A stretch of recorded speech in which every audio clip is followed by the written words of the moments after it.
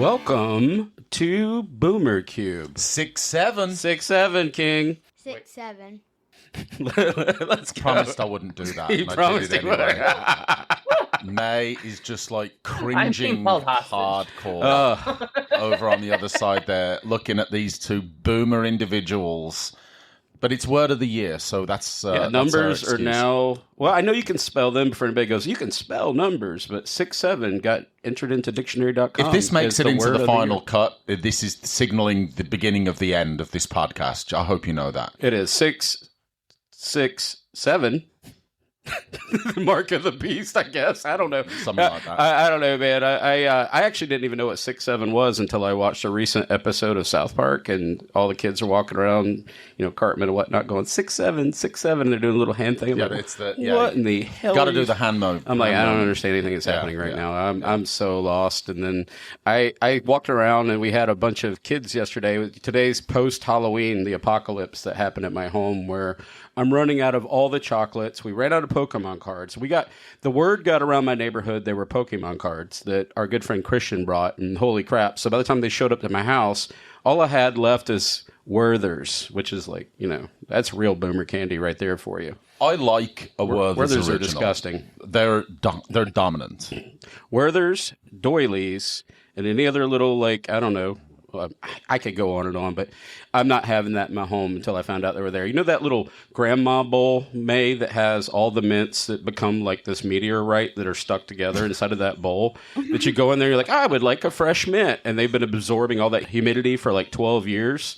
Yeah, that's Werther's for me. Don't eat those. If you ever get offered candy in a glass bowl from an older person's home, don't ever eat it. One year we ran out of chocolate, and I went and raided my kids' Easter basket that for whatever reason is still sitting inside of the pantry. And at this point, the dark chocolate has now become white chocolate. I don't know if people know that, but chocolate spoils. So I'm sorting through this quickly, and I'm grabbing like the little bunny Reese's Buttercups and then handing them out for Halloween one year. I'm like, I am out. These kids won't stop coming. 6-7, bro. And I must have said 6-7 at least 67 times last night. And got I said kids it a few times. It made them laugh. I yelled it. Like I said, we had more than one person, and their Halloween outfit was just a pair of jeans and a sweatshirt, and with a piece of paper with 6-7 just written on it. That's it. And May, bless my wife's heart, she's a person that doesn't do well with my public atrocities that I commit. I was dressed as a bear with a king hat last night, dancing in the middle of my street with our speaker turned all the way up, playing Everybody Rock Your Body by Backstreet Boys. I'm pretty sure there's a video. I hope so. I want to see that. So this is a Saturday morning recording because of all this nonsense that we're talking about. So this is a turn and burn, trying to get this out for you sickos for Monday morning. Want to make this kind of short and sweet, but I doubt it ever ends up that way because we've rambled about our Halloween experience, 6-7, and all this stuff for this long. But the intent of this episode is kind of a killing your darlings, kind of a reflection on CubeCon, some really good post-arguments that were made. We're going to be specific to Uber Bear's Artifact Cube, but as we do, while it'll be about cards within said environment, it'll be kind of about the feedback and how that was kind of how I responded to that over the years, the justification as being a designer and a curator, how you kind of take note of the information provided to you, and every once in a while someone provides such irrefutable evidence or stakes a claim that it's hard to, I guess, plant your flag any further. And that's what actually happened during this last CubeCon. So I kind of want to talk about that, and so that the others that are listening right now can kind of apply that to their environments and then ask questions upon themselves applicable to whatever environment they're running, right? All right. Sounds good. Let's get into it. I mean, first of all, again, I was not able to attend CubeCon 2025. I don't know if we really talked about it much, but May, let's start. How was the event? How did you enjoy yourself? I actually really enjoyed it. It felt a lot more grassroots. I felt like that we got the entirety of the hall this year, so there was a lot more room to actually have open play and free play and whatnot.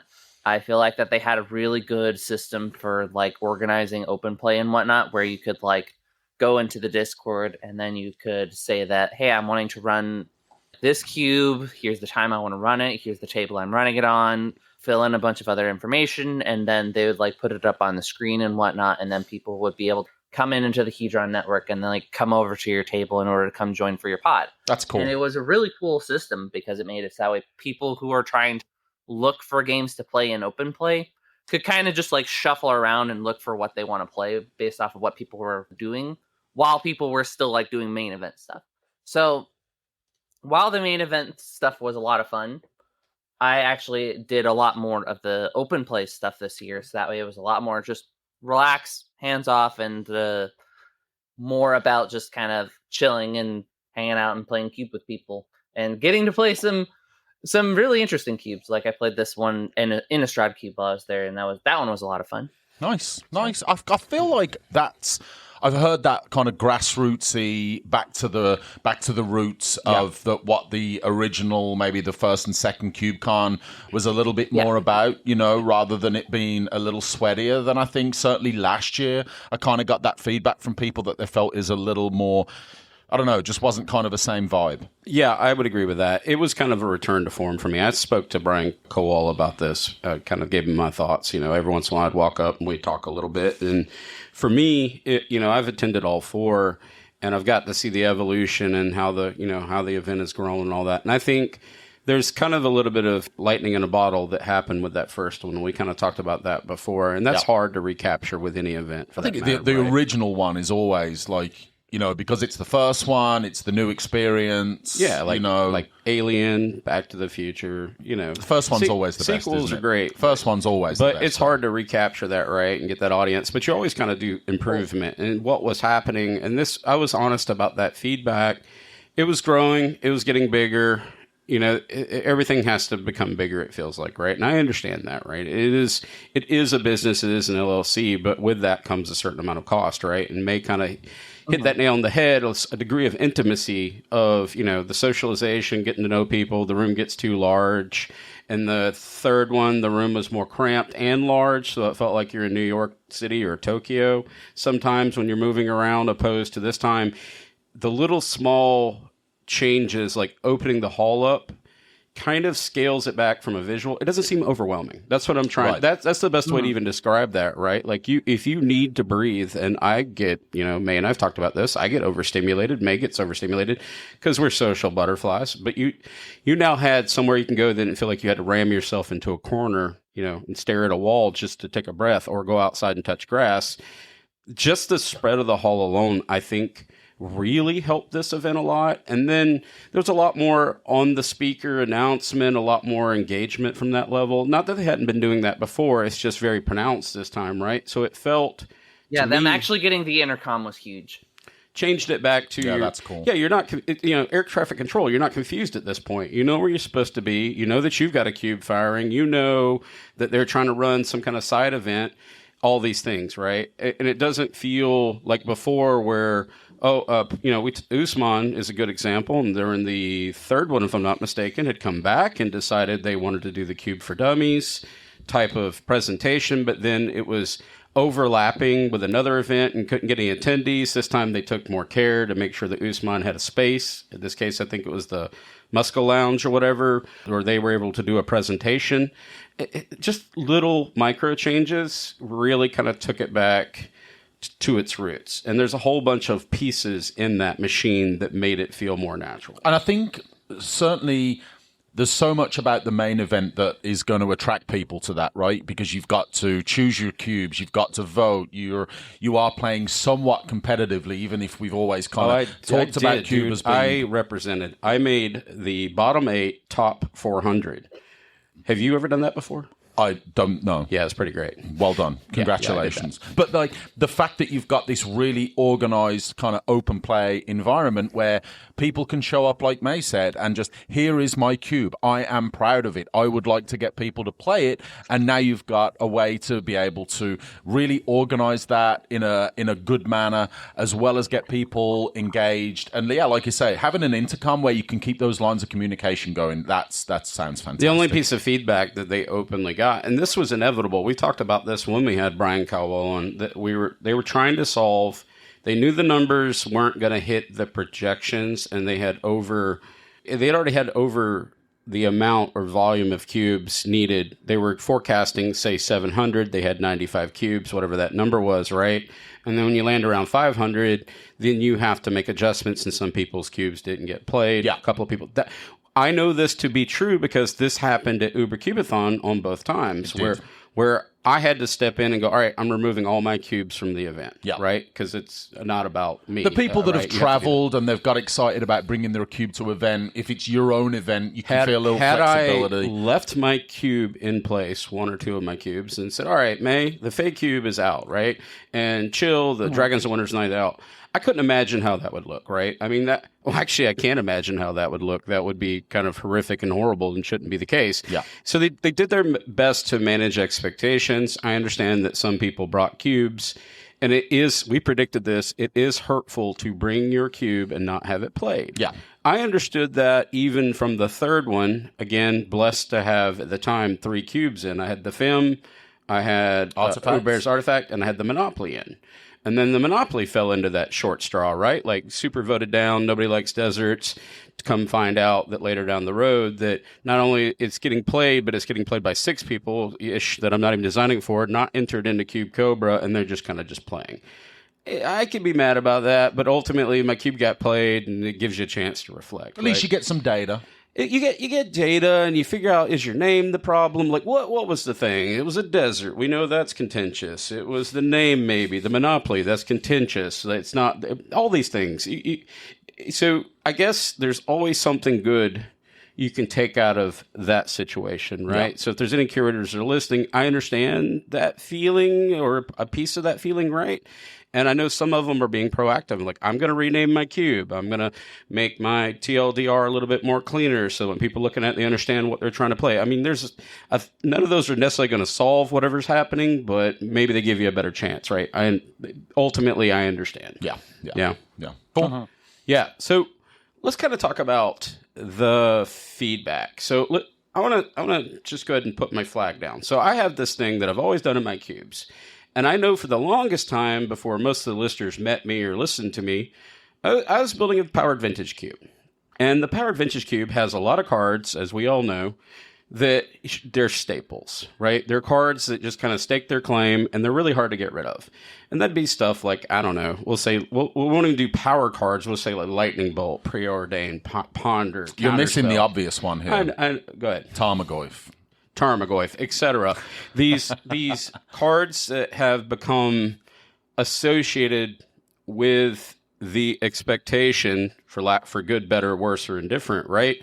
That you sit down and go, hey guys, we're going to play my powered vintage cube. Oh, they don't even really ask you if you have these things in there, right? Like, you definitely have, I don't know, Colonial Hydra in there. You definitely have... Colonial Tusker. Colonial Tusker, whatever. Strangleroot guys. Yeah, you definitely have all Gotta have those, Yeah, right? The expectations, though, are tethered to that. And that's something we've talked about in the past, is when you present that name, there's associations that are just the Power 9, right? You don't even have to say that. It's implied, right?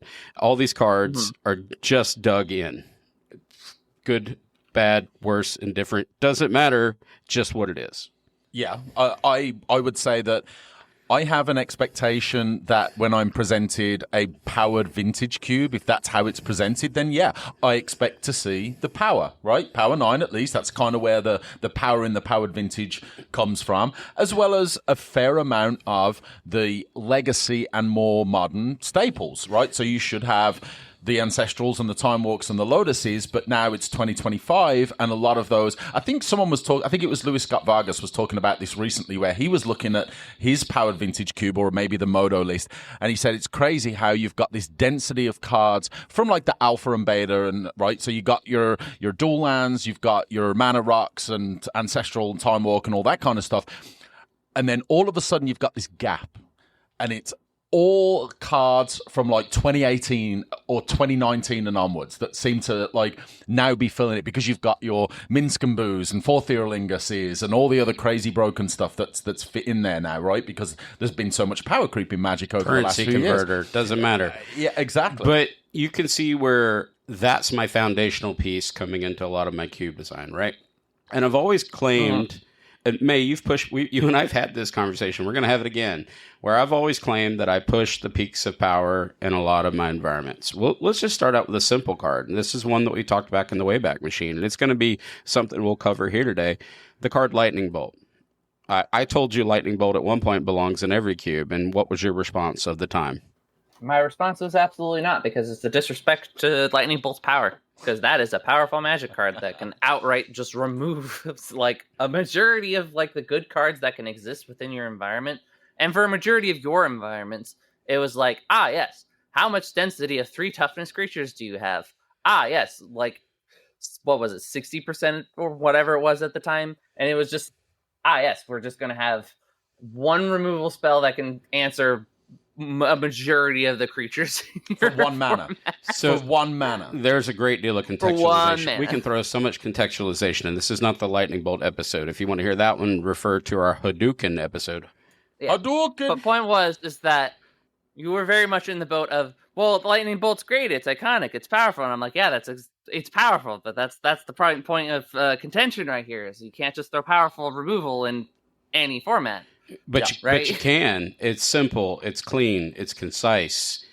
Also, the deliberation was, is it repeatable, yes or no? Removing a card one time, a threat one time, and never doing it again, I'm sometimes okay with that. It's whenever you have Snapcaster Mage and the Ilk that suddenly Lightning Bolt even increases in its volatility or its potency as a card. It's amazing, isn't it, that when you've got cards that act as both powerful pieces and enablers for those powerful pieces, that suddenly the value of a single card can just skyrocket in a cube. Now, who would have thunk it? Using Lightning Bolt as a card, it's in my Power Vintage cube. It still remains in my Horror cube, and it still remains in my Fem cube. And it's going to be amongst the cards that we're going to talk about that I have cut post-CubeCon as an experiment out of the Artifact cube. I'm going to start with justification on Lightning Bolt, and there will be other cards that are like it. I'll give the logic.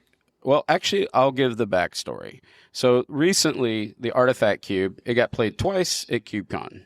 And both times, oddly enough, and this is an enigma to me personally, I think I might have solved it, but it's going to require a little bit of insult to our play group, myself included in that, and how we play Magic. There's no way around this, right? So I presented it, and On the Wind was one of the individuals, that's their tag, you can find them in the CubeCon Discord, that 3-0'd with KCI. Right.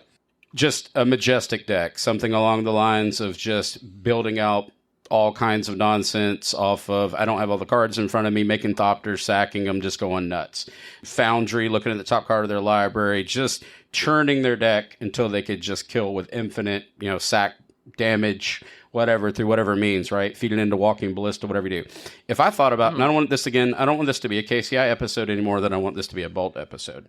But in my mind, KCI had its traditional combo, right? It was sack the 2, find each other mirrors and whatnots, right? Get that loop going. Scrap, trawler, and mirror retriever. And start getting that going, and then feed that infinite mana right over into that Walking Ballista. Also, by the way, Lightning Bolt hits 78% of your environment. Ooh. Yeah, I'll keep it, though. But there's a... Well... I think you just removed it. I think that was the point. I did. And it'll hit a lot of the other stuff in my environments too. Like right now at present in the Fem, I don't want to go too much of that. I have ways to reclaim it, but I don't have a Snapcaster Mage. This type of snappy, get it again, do it again, just keep churning it. I don't care. We're going to change to other staples. But another deck won with KCI out of the 2. So basically two major wins for KCI, which is in complete opposition to the idea of what happened at the previous CubeCon, where Benjamin Wheeler had played it and said that they had built it out and it felt like a trap because they got removed. Yet I didn't increase removal at that point in time. That's kind of that epiphany of I added all these different components in there for protecting the idea of KCI and the ilk. Right, I'm shoring it up so that if you wanted to draft some protection cards to keep that lethal combo alive, counterplays we've talked about, there's right? Timing associated with it as well, right? So I always feel that there's decks like that need to exist if you've got a high power environment, right? Not everything is going to be creatures turning sideways, and you want ways for, especially, dare I say, the more complex lines that are going to appeal to good players, right? You want them to have the ability to be able to see those lines through the draft, be able to pick the cards that might fall under the radar of some other players, and be able to be rewarded for high skill. Oh, yeah, so high skill is kind of what we're talking about. And high variance to an extent as well. Right? That's kind of the line in the sand between a lot of those, more, dare I say, aggressive or mid-rangey kind of strategies compared to the combo strategies. You are expected to be a little more glass cannon. It's where decks like that can kind of get out of control if a piece like that is not only part of a little more of a glass cannon-y combo, but can also be utilized in a way where the aggressive decks are going to struggle, the mid-rangey decks are going to have their critical pieces removed. So this is where that fine line is so difficult to balance. Yeah, you can't balance this. This is kind of like we talked about with CubeCon. Why did it feel different? We gave a lot of factors as to why it felt different, right? We said a PA system. We said a larger space. We said all these variables that had changed, yet we can't put our finger on why this CubeCon felt more homegrown opposed to the last CubeCon. I'll never be able to nail it down, right? We just have to kind of try to put in these hypotheses or whatever, these theories we have, and try to apply them. But we can't. So I can't recreate the wheel. So I can go ahead and probably most assuredly say this was skill. I mean, there's no way around it. These two players that pulled this off, their skill levels, one in particular that I watched, they used trinkets, sacked the trinkets to get all the draws and all the things, right? Put them in the yard, then dance to the mats, bring it all back. They were trying to figure out this. I remember I walked up to the person and go, damn it, why do I keep doing this to myself? I just came here to play Magic and have fun, but they couldn't turn their brain off. And they're building the craziest machine that, I have ever seen KCI pull off. Then they feed all these trinkets eventually into Thopter Foundry, start making these feeding all that infinite mana into the Thopters, still couldn't win because they had death on board, and then found a way to sack them all out and hit for lethal damage. It was insane. All that being said, I saw the fluke happen of a deck that was kind of said as trappy and dirtily and can't go nowhere, and we really haven't tested it, or no one really has any assuredness in our group, suddenly become the most lethal deck at CubeCon 2 times over.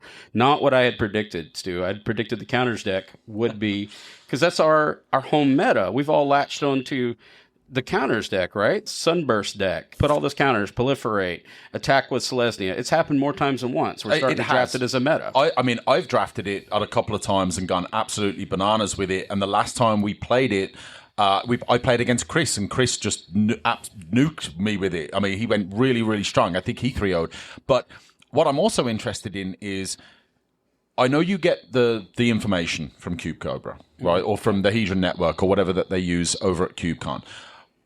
I'm interested not just to see the 3-0 decks. I'm also interested to see what were the other decks. Because that's a critical point, right? It's all very well and good saying, well, KCI went 3-0 twice. Okay, but what did it go 3-0 against? Because we've talked about that Sunburst, that counters, the proliferation deck a couple of times on our podcast before CubeCon. So other folks might have listened to that or might have seen some of those obvious and very well-known sort of signposts, right? Things like hardened scales. Someone sees that and they think, okay, I know that there's a proliferation, there's a counters archetype within this cube. I'm going to try and force that. And if a couple of people are trying to do that, and they're taking cards from each other, but the KCI combo cards, especially the critical pieces, are kind of left to a single player to take. Sai and all of them were there. Exactly. They were allowed to take. So you got to ask, it's interesting. We have an awareness in our meta and our circle. We disrupt these things. They don't form. They don't come together because you get familiar with your own personal cubes. Yep. And you start building kind of don't pass KCI, don't pass Voltaic Key Time Vault, don't pass. You start doing this. I don't care what environment, right? Don't pass your Wolf Lord out of the Fey Cube. We know this, right? Or whatever your party, the black-white young lady that keeps destroying me, but I can't seem to win with. These things all kind of get figured out and they get solved in your meta, and then inject it into this large grouping of people that have all these different skill sets, and you don't know what kind of skill set they're playing against as an opponent, right? Yeah. But you have to assume the opponent they're playing against at that point when they've 3-0'd, and that being the final match, had to have been a person who had already moved through the ranks of that table, right? They had navigated quite well, and then they get defeated with the 3-0, right? That's kind of you can't really do that either, especially if it's the ending game, right? The final boss match of that table. Yeah, I Can mean, you? and I Fairly? suppose it depends, like how early on in an event it is, right? So if you're talking about this is the final 64 or 32 players at a event with 500 players in it, then yeah, you would expect the player quality at that point to be pretty high. But if it's round one, then you might not know that. Back to the conversation. So now I know this has happened. So I've watched KCI, the deck that didn't perform, have its first fluke. I see the person build out this machine. And I'm like, oh, well, that's cool. I'm glad you did that. I didn't think it was going to happen again. And then I go to the next table and I speak to On the Wind. And they did it too. They closed out another match with KCI. I could raise a flag for that. As a matter of fact, they raised a flag for that. They walked up to me and wanted to talk about it. And they said, well, I think maybe you should put a, watch list KCI. I rebutted here because it hadn't happened before. And this has been at every CubeCon. I even did it one time in Dragons of Winter's Night, and Chill immediately cuts it. Thank you. He's kind of like my good friend Chris. The minute I win with something, and I'll never win again, because I'll never win again, I'd pull it off one time and I win, then yeah, we got to cut that. But it's kind of a foundational piece of what I'm trying to do with this environment. Just no one had ever, the stars had aligned and twice, which is wild, right? And they both pulled off this really complex, unusual 3-0. It does make me ask myself, is it too powerful? I immediately dismiss it if I'm being completely honest with you, because I don't know. It's kind of like Christian and I being the 2025 two-headed giant champions. Congrats. As Chris likes to point out so often, and he did multiple times, we're saying that we've stamped the claim for 2025, and it's kind of like the World Series. He goes, well, you're actually 1-3. That's not how you do the World Series. No, you've lost it at this point, right? But this is a new World Series. But my point is that doesn't really bode for the listeners. I need to go back and just cut KCI, right? It's a fluke. If it continues to happen or it perpetuates, then sure, you definitely should watch list it. But at this point, it's kind of the proverbial Christian and I two-headed giant cube, lightning struck twice I this suppose season. The question that I would ask, especially if it was my cube and I was looking at the list, would be, you mentioned that this didn't happen during any of the previous CubeCons with your artifact cube. To right? the best of my knowledge, not full closure. It may have been pulled off a few times, and I know it had. Just not. It's more of like, yeah, I pulled off KCI, right? And it's so cool when people watch it because they do something. Not this time though. They devastated the table. So the question would be, what changes were made outside of, or what changes were made to the cube between previous CubeCons and this CubeCon, and were any cards that were present in this CubeCon's list that were not in the previous lists, were certainly if they were part of both of those not in their list, because I did immediately think that. Like since then, EOE gave us a few cards. It gave us the munitions card. I can't think of something munitions. It makes the little explosive thing that you can blow up, and I wondered if that was in there, and it may have been in one of the decks, but it wasn't. Is the it other. Munitions Expert? No, it's something munitions. It didn't matter. And then the other card was Umbral. That's the new sack outlet card. You can sack an artifact or creature and surveil. Those are kind of the new like churn, move through your deck pieces, right? And neither one of those had that. These had mixtures of, and so I was looking for suspect cards, and I'm gonna take the time to look for corollaries between the two decks besides the KCI components to see if there's any overlay. But it doesn't really matter. Lightning struck twice. It's in a bottle. So we kind of moved past that conversation. I'll just be watching it, and I appreciate On the Wind giving that feedback. But then we kind of got a little bit further. This is an old one, and this is actually what we're talking about during this episode. Well, I'm going through these cards, and then I'm seeing lying next to it, for example, I'm seeing Force of Will. And it just looked weird to me versus, I don't know, some kind of Metalcraft counterspell. Or I'm seeing Inquisition of Kolozik, but I'm seeing some other kind of like, I don't know, on-theme hand stripping as well. Or I'm seeing Swords to Plowshares. Why is that in your cube when you've got all this modular stuff you're supporting? And I will take those three, just like Lightning Bolt, temporarily justify them for being in the mix. I'm going to step outside the artifact cube for a second. So the one that's got some of these similar type spells that we've had a conversation about, and I'm going to bring that conversation in the fold too. The Horror Cube we have talked about is kind of a medium-ish power type environment. It's got a little bit of endless loops, but on complexity level a lot lower. But May said it best about a particular card and others like Cryptic Command. if I'm making this horrific environment, she said, and May, I'm quoting you from a previous episode, you said something along the lines, well, you got to imagine that you're in a world where you have these wizards that have mastered the kind of dark arts and arcane magic, and you can kind of find a way to put powerful magic into an environment that's like a horror world. That was somewhere to kind of paraphrase you. Do you remember this conversation at all? I do remember that conversation. And it was in regards to Mystic Confluence. This was in a previous season in 2 of my other cubes, where I since have cut it because the rationale of the person when they saw it, they're like, again, why is Mystic Confluence in this environment, yet you're running some kind of, I don't know, nonsense 3-drop cancel variant that does something? Or this was a conversation that was a little bit, it wasn't in our control. It was outside of our sphere where this conversation about Mystic Confluence was coming from another person. And I got a lot of reasons for saying this. They never approached me about it or never openly discussed it with me. Had they done that, I could have gotten the rationale, much like On the Wind came to me, spoke about the problem, and then presented their argument.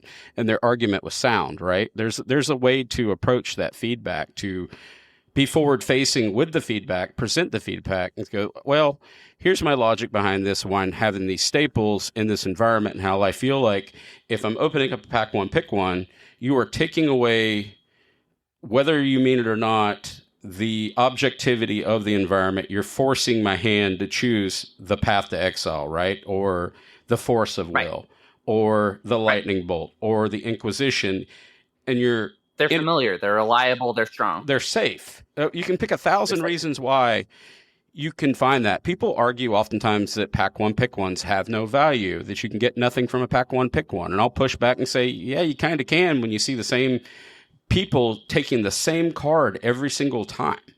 Even if you don't agree with it, you print it every time it pops up, and you've got all your favorite cards in there that fit your Fey Cube environment, and they keep going lightning bolt, slamma jamma, lightning bolt, slamma jamma.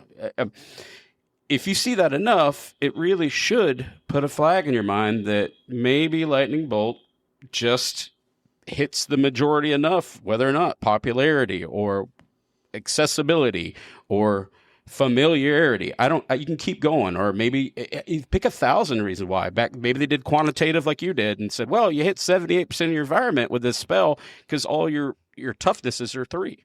We never talked about our drinks. Not good once. Reason to take We didn't talk about our drinks. We're going to go mid-episode and get weird here. I'm having coffee. What do you have? Me too. Coffee. May's she's petting her beautiful, chubby little cat there on her shoulder like a parrot right now. More of she's being so much right now. Do you hear this? Do you hear this? You are making this very difficult. This is why I can't. I told you there was a cat horror. We said it. It's Loris. Loris. I'm actually having a sweet pumpkin black tea. Always bringing it. So, to kind of bring it back to what we're talking about, I got that first piece of feedback, and we're approaching staples now. Then I kind of, speaking to On the Wind, mentioned kind of another problem. Well, I was trying to do all these protection spells to protect KCI, and I said pod and the ilk, right? And I don't see pod happen very much. And they go, well, I didn't use any of your protection spells. And I noticed the other person didn't use them either. They just went free form on it and just closed out KCI. Yeah. My intent is that the other person's literally trying to manglehorn and do all this nonsense, disenchant and all that. Maybe the counterspell, whatever they're doing, right? And that you would do all these counterplays. Well, none of that really happened. So that is something you can take in as a curator, designer, and digest, right? Like, what was the interaction points? You'll never know all this story. A bunch of pictures uploaded to the Hedron network.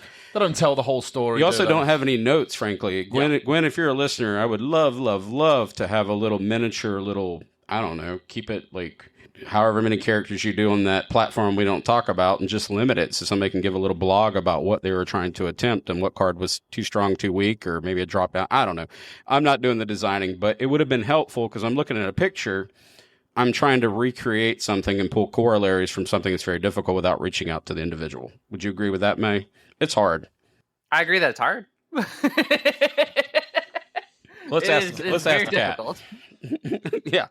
What I got out of that conversation as we invoked a response there was, yeah, all right, we're moving on past Casey. I'm not cutting it. And then they on the Wind started talking about the hand-to-hand comparisons, and I feel like you're inadvertently taking away my agency in so many words, to paraphrase, when I see Counterspell versus a 3-drop cancel, or I see the Bolt versus a 2-drop burn spell, right? I mean, it just Right. is going to occur. Because there's an objectively better choice that you are presenting. Yes, and to this point, I have defended that. And we can talk to the peaks of powers and outliers, and I can talk about the repeatability of spells, and we've done all this in previous episodes. However, when I said pod, they said, well, why don't you consider putting affinity in your environment? And I'm like, well, it's funny you should mention that. I've been thinking about that, right? I've been thinking about adding affinity to this environment. And for anyone going, oh man, there's an artifact cube without affinity in there. Yeah, there's an artifact cube that did not have affinity in there. And there's a reason for that. And I don't know if it's a good one, and I'm not going to die on the hill with it. I was pushing the peaks because I like to make my environments, even though they have names, which kind of in a weird rollabout way kind of turns into that TLDR cube naming thing that we talked about in the beginning. I like to differentiate my cubes by putting cards in there that don't necessarily fit the status quo and or push the power levels back to the vintage part of the story I talked about that influenced a lot of my decisions. I don't want it when you walk up to an artifact cube to feel like you're just playing Mirrodin or Kaladesh or any of the above, right? I want it to feel not samey, right? I don't want to pull up a Cube Cobra list and see the exact same list as my list as another list that hasn't been cloned. Do you understand what I'm saying there, May? Mm-hmm. I agree. I want to have a cube identity, right? I want to force it through. So cube identity is important. Unfortunately, the name tethers with it baggage back to vintage. Back to Uber Bear's artifact cube. I am pulling all that baggage. Well, this is going to be Mirrodin-esque, right? Well, yeah, sort of, I guess, because I didn't think of a better name, and I don't want to change it at this point. But I would have probably changed it, but I can't. I'd call it Uber Bear's Artifact Peaks of Power Emporium or something if I wanted to do that. It's just a lot is said in the name. A name is in the, a rose. What is a rose without a name? And we could do this. I understand that, but I think, okay. Mirrodin obviously is known for being the very, very artifact-centric set, right? Just like if people talk about Horror Cube, then it's easy to sort of think about Innistrad, just more right? now. Sure. But I think this is where, especially in an event like this, and I will say that in the first 2 years when I was at CubeCon and I was choosing what cubes to play, it wasn't just I'm going to choose a cube solely based on the name of that cube, and then I'm going to form an opinion on what that cube should contain at the card level, just again, purely based on that name. And this is why, and I'll admit this, I did tend to skew my voting, the positive votes for sure, towards cubes that had a good overview, that had an explanation of the card choices, of the archetypes, that the cube seemed interesting, rather than, and no disrespect to anyone who's putting out a Mirrodin-centric artifact cube or even an Innistrad,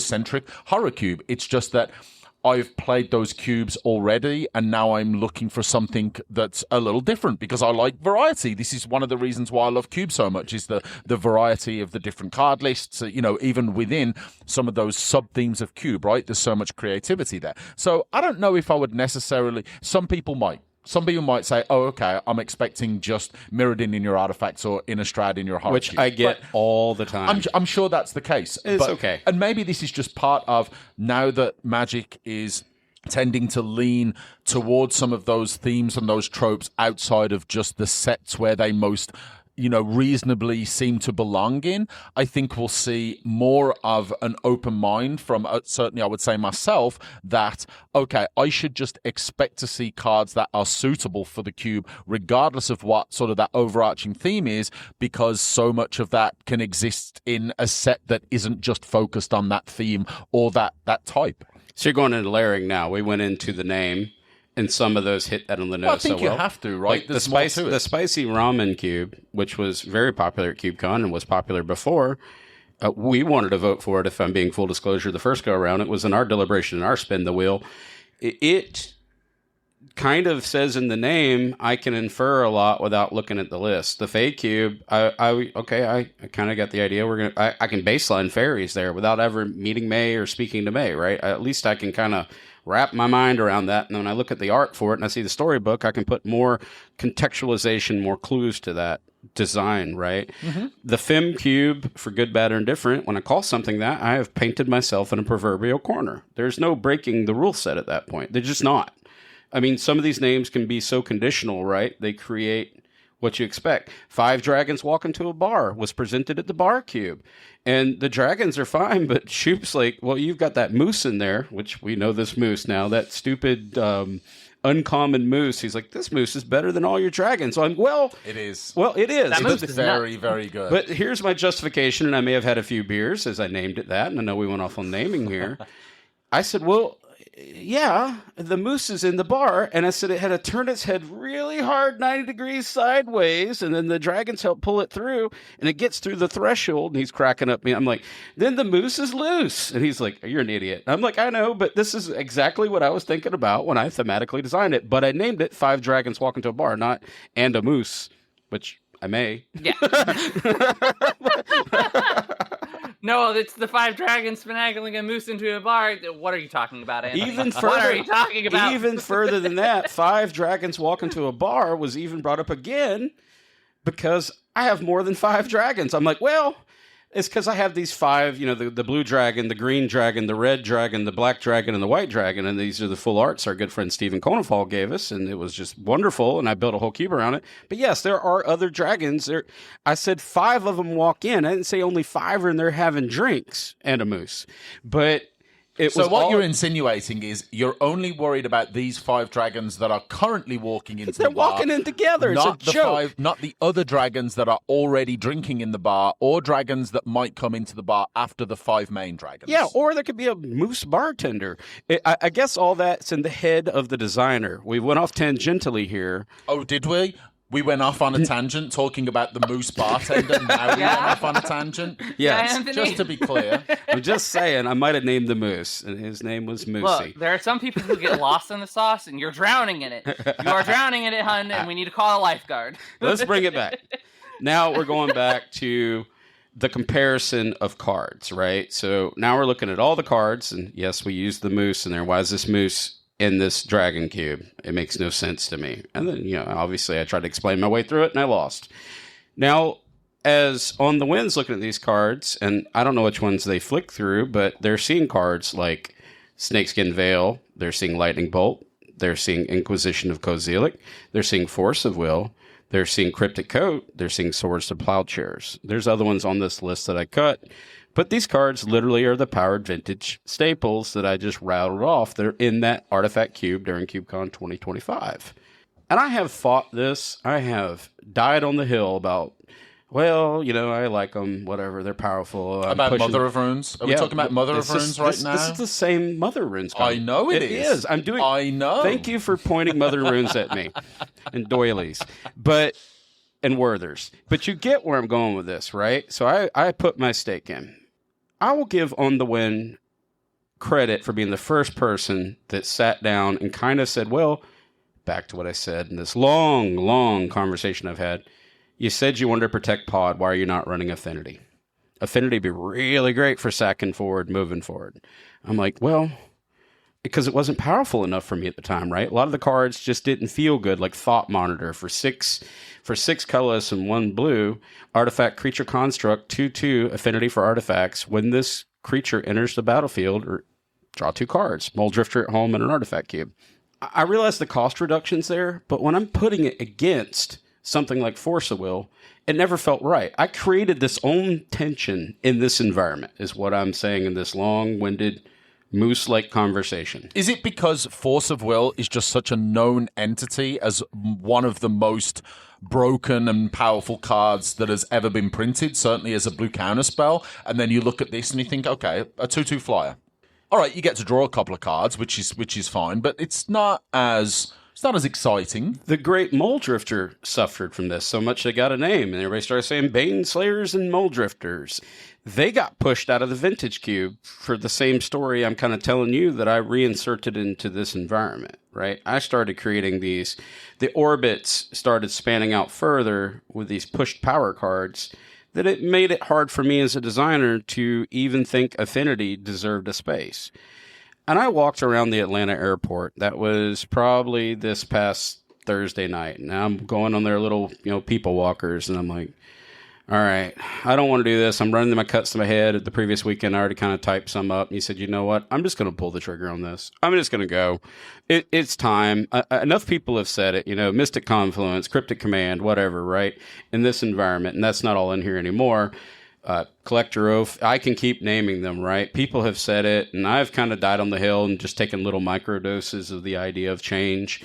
I'm just going to go full stride. I'm going to buy into this Affinity thing because Pod has done nothing at this point. KCI was a showstopper. I didn't think it could be. Now I want to make another one even more showstopper. If anybody decides they want to do that, or if it's even relevant to the conversation with Pod and repurposing Bay or Fiddlebender in this environment, or they just play these because they're reduced cost. I don't particularly care. I just want more pieces in there that are more thematically based. Okay. Let's talk about then this compared to Moldrifter. So Moldrifter is evoke for 3 and cast for 5. Correct. All right. So is Moldrifter, let's just pretend that Moldrifter is an artifact. Would you put Moldrifter in this cube? Yeah, I probably would actually. You would. I So would struggle you would with put it. okay. If I'm trying to pull those bands back in. Okay, right? now remove the evoke from Moldrifter. Now let's just say it's a 5 mana, 2/2 flyer, draw 2 cards. Would you put that in No, the I would cube? not. Why not? I would struggle with my own power reasons. So that's not powerful because enough. Well, it's not a matter of powerful or not powerful. It's a matter of 360, right? 360 is really hard to make cuts. I'm talking. I understand that. Oh yeah, no, I'm just talking purely from a power. Let's just talk about it from a power level perspective, right? Is 5 mana for an artifact because it's untheme and then draw 2 cards? Is that strong enough for this cube? Not really anymore. Not when I put it I know it's one more up, but say like a Torrential Gear Hulk because it comes to the top of my mind. Sorry, Moldrifter. Right, So I can't compare the two. Moldrifter. I can't compare a lot of these things. I can't think of the name of the crab that has ward that you can basically do a counter magic with. Mirror Shell Crab. All these cards are fighting that idea that you're saying right now. So basically, what you're saying is 5 mana to draw 2 cards and get a 2/2 flyer is not strong enough. It's divination with a flyer. It's divination with a flyer. And divination it's not even. It's like Jace's ingenuity, sorcery speed at that point, right? Right. So Thought Monitor does have the affinity, so you do have that cost reduction. Yeah, right? this is That's a big it's plus. It's a late game draw complete subset at this point. Now, based on the density of artifacts, this is not hard to pull off. No, I agree 100%. So now you're thinking, let's say Moldrifter was 4 mana for a 2/2 flyer, draw 2 cards. Would that be playable? And an artifact starting to edge now. Yes, it's getting there. It's divination with 4 an mana upside. for a 2/2 flyer that draws 2 cards. I think that's an absolute shoo-in. Yeah, I think so too. Crazy how much of a difference one single mana can make. But now we're thinking of, in the context of something like Thought Monitor that costs 7, right? So you really are relying on the fact that someone has to have 3 artifacts out when they play this in order for it to be a good card in your cube. Correct. I understand that. Which is pretty manageable. It's pretty manageable.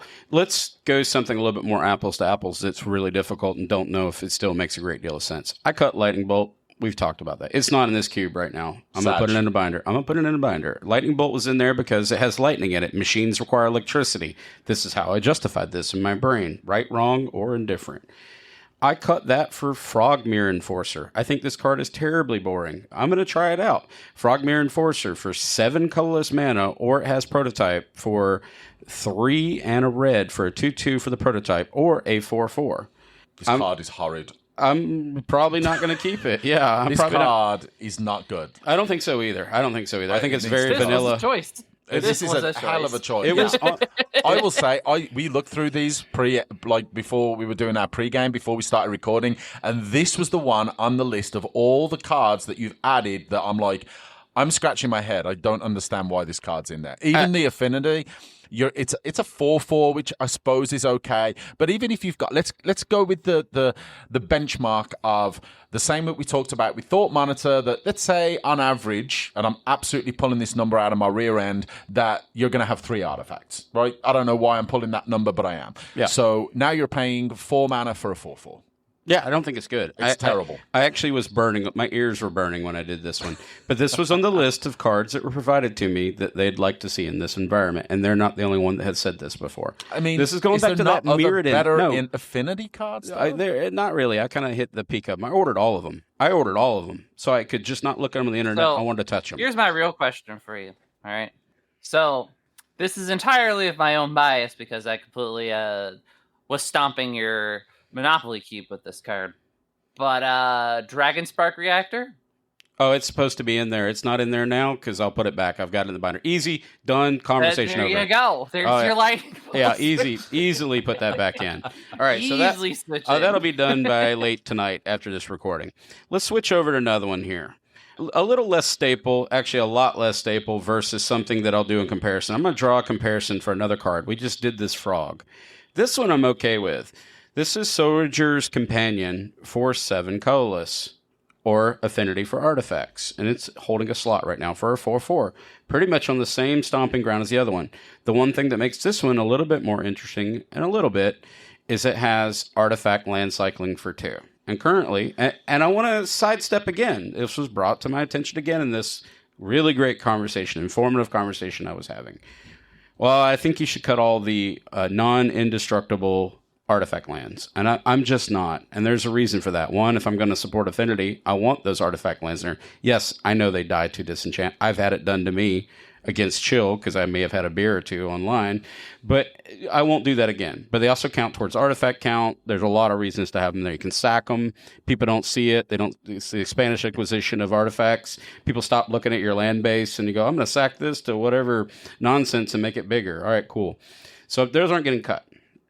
But you can also now cycle for them. And yes, you would get the indestructible in here. I would think you'd get the newer tap versions of the indestructible artifacts. If I put that versus Frogmite, what do you think, Stu? I'm not saying they're exciting. I'm saying versus they're in there. Frogmere Enforcer? Frogmere versus Soldier's Companion. I think I said that right. I mean, neither one of them are exciting. I don't love either of them. No, but now you can bin this one. So you go get a land, bin it. Here's my main point of it's a second power depot. So not only does it let you grab your dual lands, but it's also power depot. Outside of that, I wouldn't really touch it unless I'm trying to do something explicitly with Affinity. But for the most part, it's like, this is basically just another way to ensure my fixing. This is also That's line that I haven't yet discovered that was mentioned. If you're using Repurposing Bay or Pod, this is how you can get to your Triplicate Titan type things, sure, or etc. long game, right? You can go all the way up, that new battleship or whatever. You can keep stepping up. I know these are complex, but I wanted to try these game pieces out I'm not going to declare them as pod pieces. I'm going to declare them as individual pieces that don't feel great to me. I experience this a lot with Affinity cards and still do. They just didn't feel right, even when I put them in comparison to something like, was it Simulacrum Synthesizer?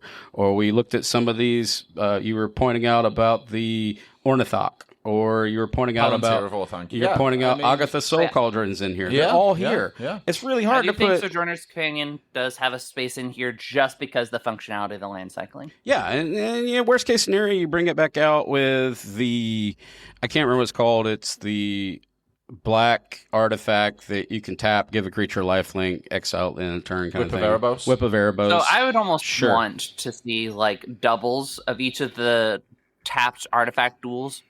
But that's just me being a little greedy with land bases. I'm not going to ever break Singleton in this environment.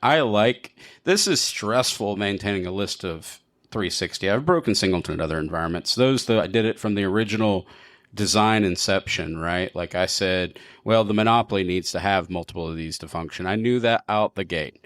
And that was an experiment for me. But most of my environments are Singleton.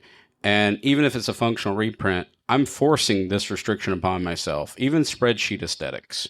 These are things that have kind of they're not in vogue a lot of times with people lately in the Cube community. I like this for a lot of reasons. One, the fast organization. Two, I like the evenness of it. I'm former military. I like my gig line to be straight on my... For anybody who don't know what a gig line, look it up. Look, it is an interesting point that May is making, though, because you do have... So you got the 10 artifact lands for each of the 2 colors, right? And then, as May mentioned, you've got Power Depot and you've got Darksteel Citadel. I think that's it. Yeah. So you've got 12 hits in the whole cube. Yeah, I don't want to. I also second the fact that I do not want a bunch of indestructible lands in this environment. I certainly There's a reason for that. 12 lands is not a lot. That's fair. Yeah, indestructibility is a lot, and on lands it's benign. On anything else, I'm just talking about the number of targets that you have for the artifact land cycling ability. Yeah, right? you only want one or two. You just bin it. It doesn't matter. You can fail to find. I don't care. I don't care what you do. I haven't thought that far ahead of it. It's just so I wanted to try this package out. It seemed like a reasonable argument presented that I could make it feel more artifacty, less Anthony's pushed power levels. Again, we don't design these cubes for CubeCon. We design these cubes for Anthony's playgroup. However, I will still take in the argument was presented in such a way that made sense to me that I'm going to test it out. So I'm going to choose something in particular. You recently just took out Swords to Plowshares and replaced it with Lens Flare. I think it's interesting that you chose Lens Flare over Dispatch. Dispatch is terrible. Lens Flare is terrible. Dispatch was brought to my attention. Lens Flare, affinity for artifacts, costs 5, has to be attacking, do 5 damage. Don't like this card either, not going to lie to you. Dispatch says you have to have 3 artifacts, before, otherwise you just got a tap mechanic. We cut it along.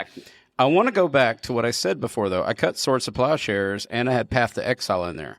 When I had when I had the one you just mentioned, the Metalcraft one, what was that called? Dispatch. Sitting next to that. Let me put it to you this way, Anthony. This is a 1-mana removal spell that you just can't use for the first 3 turns of the game. How is that any more egregious? Like, everybody gets salty. It is the same.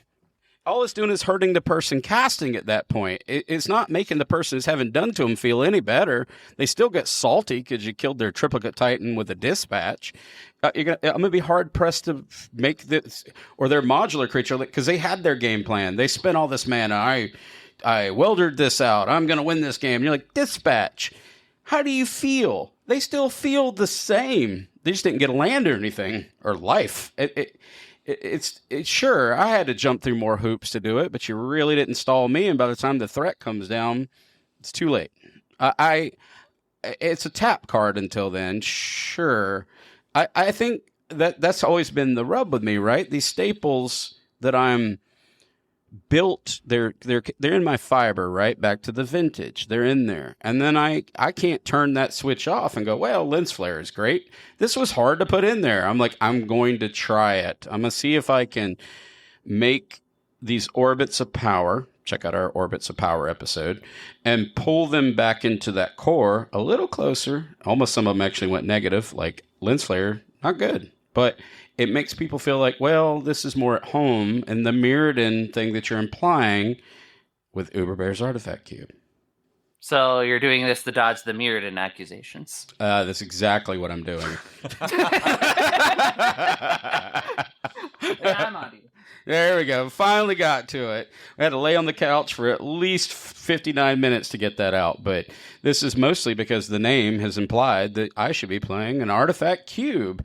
And Artifact Cubes, in my mind, this is no sarcasm towards anyone, but this is not the first time. This is the 50th time. Why are you running Cryptic Command? Why are you running Counterspell? Why are you running Preordain? Why are you running Inquisition of Kozak? Because I want to. That's what I really want to say. But they don't feel any different. Dispatch doesn't feel any different than Path to Exile. It's just, I had to wait 3 turns. Maybe less. Am I wrong? I don't know. I'm going to say, I don't know. I think this is, I don't want to say that we're getting lost in the weeds and in the sauce a little bit. Like a moose?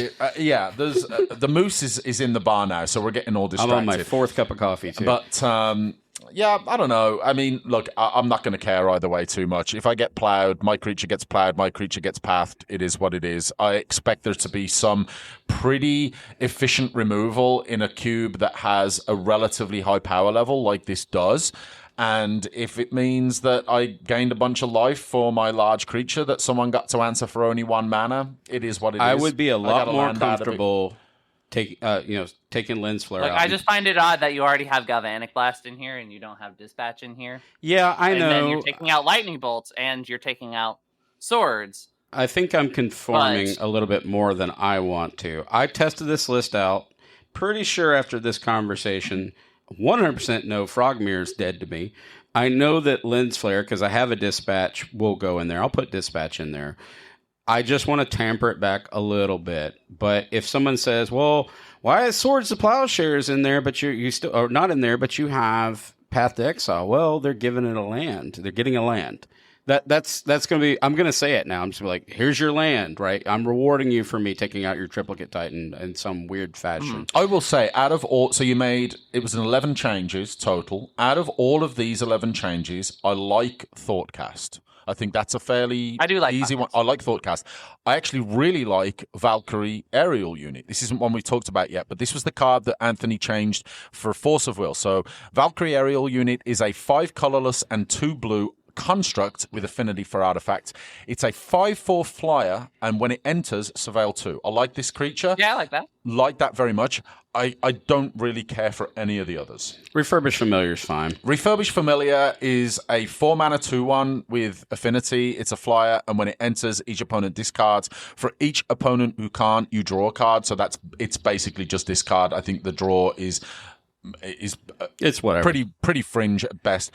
It's okay. It's a 2/1 flyer that okay. I imagine you'll get for 2. It's It's pretty medium. 2, even if you got, if you get 1 out of it, it's fine. Every one of these affinity cards outside of Thoughtcast feel pretty medium to me, and always have. It's back to the Mirrodin accusation by the title of my name that I decided to call this cube, that unfortunately, at this point, don't feel like I can change. I'm kind of conforming a little bit. You know what? here. I'm going to take that back. I'm going to take that back. I'm going to take it back. I actually do like Demonic Junker. It's not bad. I don't mind Junker this. is pretty neat. I don't mind that. Actually, that might be my second favorite after the Valkyrie Aerial Unit. I like that. Rust Harvester's in there because I'm push. That's an aggro push again, and Scrap Mastery's coming out, even though it's happened a few times. Very Live the Dream. I'm kind of salty a little bit about Scrap Mastery, just because I like cards like this. Well, you like living death type stuff. I do. And I do. When it happens, and it has happened, people have like, oh my god, I did Scrap Mastery, and it's so sick, right? Yeah. And I could put it back. It's a storybook card. There's a couple of prevailing wins here as to why I chose to temporarily cut this. This is only for this presentation, by the way, pretty much. I can't get this in foil. Not going to lie to you. I want this cube to be foiled out, so it really annoys me that Wizards hasn't printed this in any thing I can get in foil. It's a commander card at this point.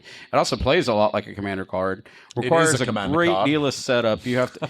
I don't have the greatest amount of discard outlets in this cube because this is not a graveyard-centric cube. They had to have died. So, yeah, you get them back. Well, you get your Soringer's Companion back. It's really hard for you to get ahead of parity and have an ETB that actually is relevant to make this work. But I have heard on the Discord while people are playing my cube, like, dude, I did Scrap Mastery, totally crushed me. And I'm that brings me so much joy. I just don't know all the hoops that person had to jump through, how late that game went to make this super relevant, right? Like maybe they got a few of their Gear Hulks countered and then they did this. Who knows, right? The people live the dream, Anthony. Yeah, I may pull some Live the Dreams. I think you both landed where I landed with this when I typed this up. If you read my blog, I try to justify this stuff. I don't know. It didn't feel great. Nothing felt great about this change. Not really. I killed all my darlings. I just want a moose in there. In a bar. But just put a moose in. It's Just your put cube. I should just put a moose in You should just put a moose in. Maybe every cube needs a moose. At least one. Not necessarily the 5 dragons, but at least a moose. So, all this chaos that we talked about, we're going to wrap up here. A lot of baggage comes with the name. A lot of baggage comes with the TLDR. A lot of baggage comes with, in this case, this is a popular cube, love it or leave it, that has been presented at CubeCon 4 times. So people have expectations.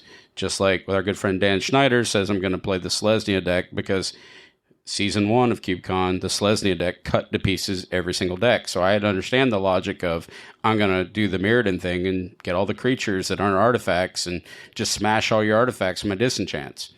And then every season, I get a new change. 3rd season's KCI, not great. Can't protect it, terrible. You should cut this.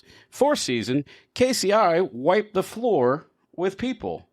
There's no tracking this. There's no, empirical data you can derive from that.